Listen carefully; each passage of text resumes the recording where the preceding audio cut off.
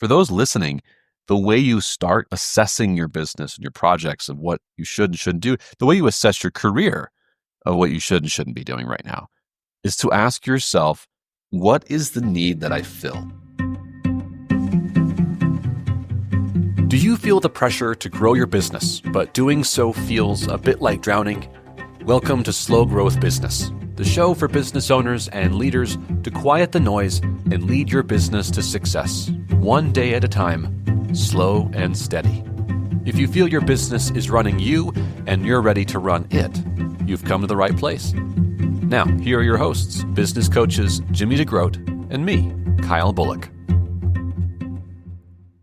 This week, Jimmy, you hit me up with a question I really relish. I love it. The topic for this podcast is, how do you know when it's time to throw in the towel? Give up, quit, walk away, be done. And we're going to focus on projects, things that you might be doing. Careers. Not careers. Although I think it's going to apply to a career. I mean, maybe we get to the big picture stuff. We'll get there. Yep. But how do you know when to walk away? So I'm going to pose this question. We'll start with this very, famous colloquial saying, winners never quit and quitters never win. I'm of the school that I believe that is utter baloney. That is so not true. Now, there's something to be said about perseverance and grit and like sticking with it to the end. Mm-hmm. Go ask a poker player, like who's a world champion poker player, if they just keep playing the game to win every single hand. And they're going to say, no. Part of the game is learning to quit. Part of the game is learning to fold your hands when you don't have the cards or you can't play the hand. Know when to fold them. There you go. Know when to hold. Right. Oh no, do we have to license that music now? No, because I didn't do it well enough. So how do you know when it's time to throw in the towel and say, all right, time to give up on this project, this part of my business, this thing I've been trying, this product line? How do you quit? And how do you do it in a way that you don't feel like you totally failed and flunked? Well, you're going to be the expert on this. You told me about a book last summer, and it was something about knowing when to quit. It's called Quit by Annie Duke. Quit by Annie Duke. I started listening to it, and I haven't finished it because I was going on the next book that you're. You quit, yeah. Anyway, there are times when you got to know when to quit. Also, an inspiration in our training with leaders, owners, and managers about when to quit doing this particular thing, especially the question for owners, hey, how can I get a day off to go golfing? How can I get my business scaled to a point to where I don't have to work at 40 hours a week? I got to defer to you on this one. What are your thoughts? What you described was, I think, how we know when it's time to quit. Mm-hmm. When people or ourselves start to go, I'm running out of time. I don't have enough time to get things done. I'm exhausted. I'm frustrated. Keep adding to their plate, and they're just snowed under. Right. We're actually in this situation now. You and I, before the call, we're just having a business conversation about train retail and some things that we were doing and are doing that we're asking ourselves, okay, is this really valuable? Because we're spending a lot of time doing X, Y, and Z right now. Is it paying off? Right. And it's the best use of our time. First, if we continue doing those things and they don't pay off to the level that they should, I mean, they're paying, but they're not lucrative yet. If we keep doing those things and we keep adding new things, well, we only have so much time in the day to function. And at some point, our families do like to see us, and they don't want us to be working all the time. Yeah. So we have to quit. We have to quit something. It's not always a thing that's totally failed and flunked. Like it's not always things that make zero income or have no impact. It's things that may have less impact than what we're trying to accomplish in the greater good. Does that make sense? Yeah. And, the struggle here, though, and I've often heard, whether I'm reading Napoleon Hill, Dale Carnegie, any of these amazing business books, the struggle always, you always hear from people that were successful. I love the podcast that's out there, How I Built This. Amazing podcast. And you always hear really what made them successful wasn't a recipe, or it wasn't a plan, or it wasn't a computer program. It was tenacity. They kept at it. Whether they're making Mrs. Meyer's some type of soap in the guy's bathtub, they're just doing it. And I've seriously heard that. That's why I mentioned that. There's a dichotomy here. There's a pull in both directions. Never quit. Never give up. Tenacity wins the game. Slow and steady wins the game. When do you know? All right, I just got to move on with this. You and I are using ROI, and a lot of that is ROI on our time, because you and I value our time. And folks, I live in Wisconsin. Kyle lives in New Mexico. We're not together planning and doing all this type of thing. We do a lot of video talks and phone chats. But you and I have both determined that our time is number one. Our families are number one. That's what we're weighing everything against. Yeah. Which speaks to when you quit and recognizing that you might need to quit is recognizing what's most important to you. I'm of the mind that there's really nothing that I shouldn't be able to walk away from. That doesn't mean that it won't be easy to walk away from it, right? Right. There are things I absolutely love doing. There's business ventures that are very profitable and enjoy. But there's this thing that the book, Quit by Annie Duke, has people do. And I'm going to encourage our listeners to do as well. And I think we have some trainings on the platform about this. But it's called Creating Kill Criteria. Mm-hmm. It's when will you kill a deal? When will you kill a project? When will you walk away from something? So for me, I own a jewelry store, among many other things I do. And the jewelry store is very important to me in my portfolio of business because I'm fourth generation in my family to own it. We turn 100 years old next year. It has a lot of history. It has a heritage, et cetera, et cetera. So there's a lot of emotions attached to that thing. Right. But after reading this book, I was convicted that even that, I can't take that with me. At some point in my life, here's what's going to happen. I'm either going to sell the company, I'm going to bankrupt or go out of business with the company, or I'm going to die by owning the business. And then it will go to someone else who will do the same thing. It will not last forever. Right. So I have to be willing to let go of it. So I actually had to write down, what would it take for me to have to sell the business? As emotional as that would be. And I had two things. They're personal things, but they still remain. Actually, they're written in a folder in a special place in my office to remind me, if one of these two things happen in my life, I'm going to kill this thing. I'm going to walk away. I've already preemptively decided that. Chances of those things happening are very unlikely, but if they do, I have to be willing to let go. Right. In approaching, I think, any project, every business, every venture that you go on, you know that it's not going to last forever. It is going to have a final chapter. Sometimes thinking about what that final chapter should look like before you start the adventure or before you get to the end, that will help you know when it is time to throw in the towel. I love it. That's fantastic. It reminds me of a pastor friend of mine who was a music pastor. He's fantastic. And he came down with meningitis. Man. And so he could not even get off a couch. He couldn't watch television. He was disabled. So he suffered from that really tough for about a week. Anyway, he's laying there and, he was telling me after this, he goes, the biggest thing that I went through when I had this was the definition of who I am. I'm a father. I'm a musician. I'm a worship leader in church. I am a leader in church. I am a homeowner, and I'm a husband. And all these things, all of these definitions. But what are you when you're lying there? What are you defined as? Ultimately, you're a child of God. And that's what you got to bank on. Not to get religious here, but the thing is, I love that you've gone through that process, and it sounds like you weigh everything against, how does this define me as a person? Perhaps we need to be looking at that. When we meet people, do we say, hey, I'm an architect. I'm a business owner. I own a flower shop down the road. I'm a father. I'm getting deep here. I love the fact that you draw a line between that. I believe that if I run into you, probably going to get a very different answer than I'm a jeweler. Yeah. And this changed over the years, the way I would describe my career. I was in a lecture Q&A that someone invited me to come do, and I had them introduce me. They wanted me to be introduced as an entrepreneur and business coach. So actually what I wrote for my bio was, I am the husband of a very successful CrossFit coach and musician. And when they read that, there was this audible surprise. By the way, that's you. Yeah, that's my wife does that. She's very accomplished at what she does. I'm very proud of that. There was a kind of an audible like, what?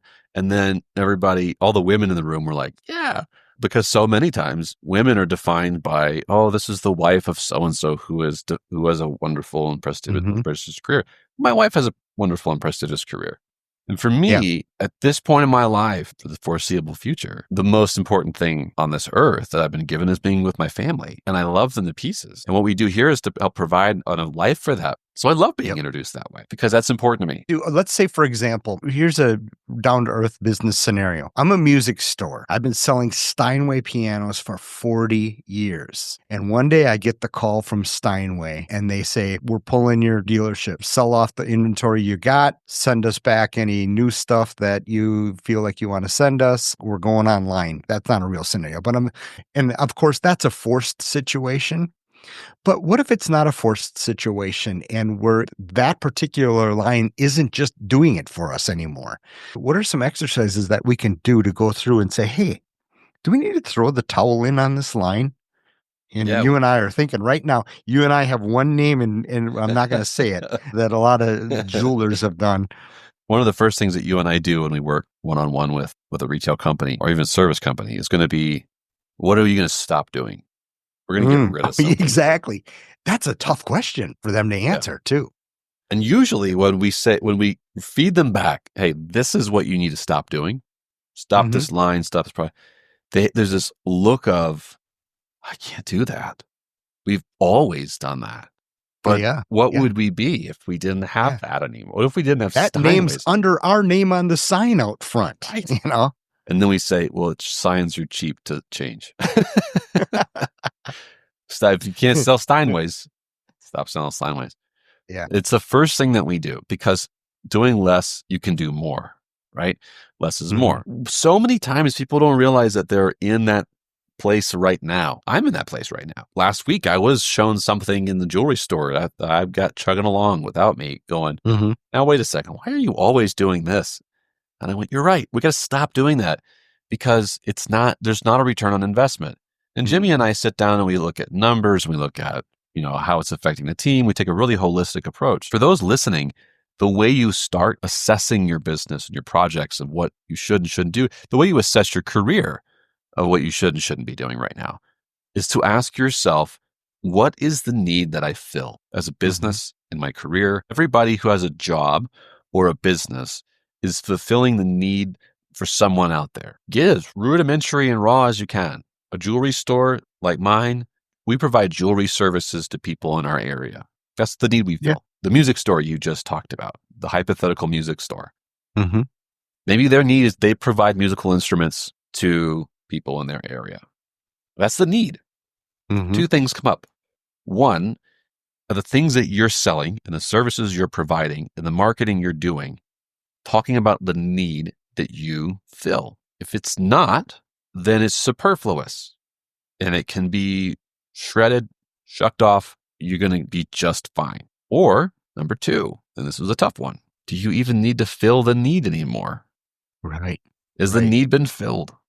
Yep. If a music store can't sell Steinways and they're trying to compete by selling, Yamahas, which you can just as easily get from sweetwater.com, then the need of selling musical instruments in your area might be met now, and it might be met in a better way. You better fulfill a different need now, or you better say, we had a good run, right? And we filled a need for a long time, and we're good. We accomplished our mission. So right there, we just reframed quitting to saying, mission accomplished. Good job. Sure. Cherry on top, we walk away. Probably you've raised your family and paid for a home and things with that. It's done its job. We had the same situation at the jewelry store I was at in Wausau, Wisconsin, where it was watches. And we just said, bye-bye to watches. That was a really tough decision to make because for years we were the watch store in the community. And then we had to answer the question, really, are we the watch store anymore? They're now going to Walmart. Now it's going to be all smartwatches, right? And we weren't selling smartwatches. You're right. Ask that question. It's fun, folks, because a lot of times Kyle and I will get financial reports from the people we work with, and then we won't talk to each other. And then Kyle will call me up and he goes, what did you see? And I'll be like, here's what I see. What did you see? Yeah, I know. Did you see that? They need to kiss that goodbye.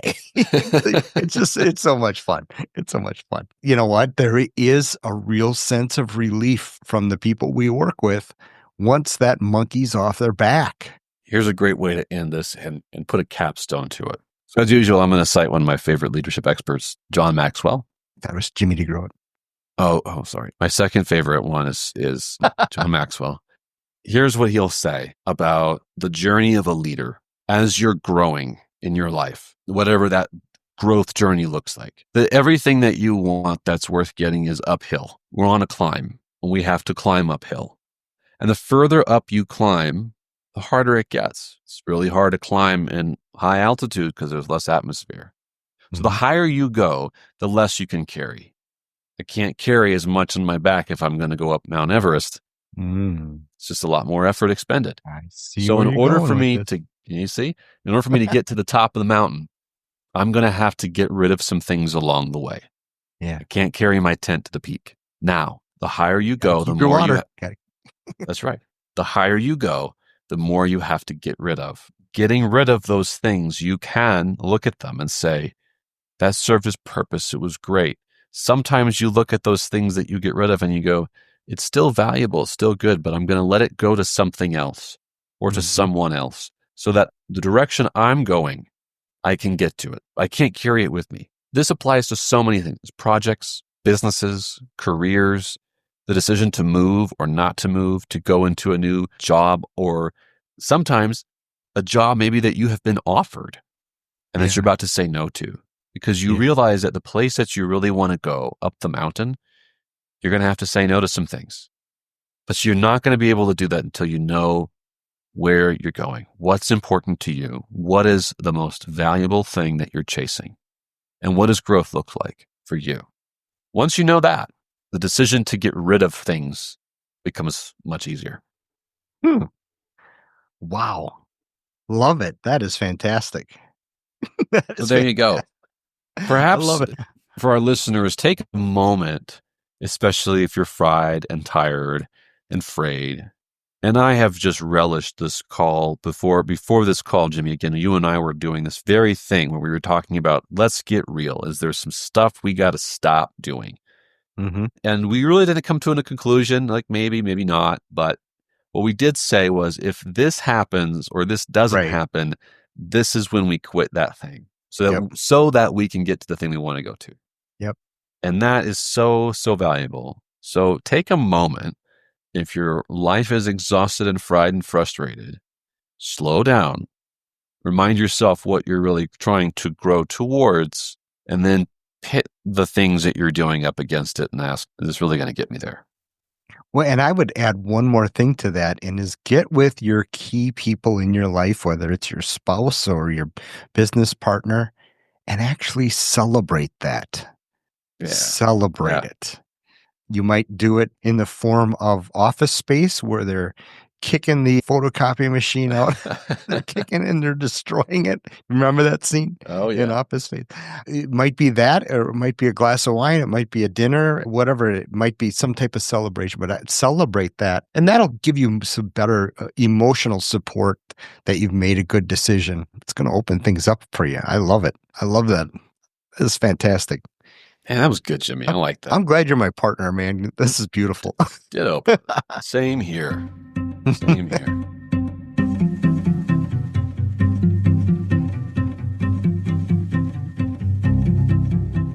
We hope you leave this episode a little better than when you first began. If you'd like more resources to grow your business slow, steady, and consistently, check out our on-demand video catalog at trainretail.com. Or if you have a question or frustration we can help address in your business, write to us about it. We love to help solve big, ugly problems. So hit us up at kyle@trainretail.com or jimmy@trainretail.com. Good luck out there, and we will see you next time.